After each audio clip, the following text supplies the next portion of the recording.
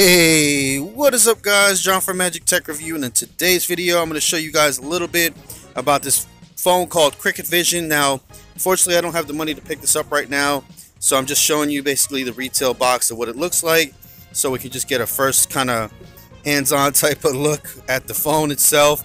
But it is a little bit on the lower end, so maybe when I do get a chance to get some money up, and I'll buy this phone and unbox it for y'all. It's a $60 phone. It says cricketvision. I'm not really sure exactly of everything about this phone, so I am giving you just the outside look. We're not going to open the box or anything like that. So it does say Android operating system. Doesn't say which one there, guys. It is a Wvga display with a 5.5-inch display. It has a 5 megapixel rear camera, 2 megapixel front camera. It's got that 1.1 quad core processor, and it's got the 3000 milliamp battery.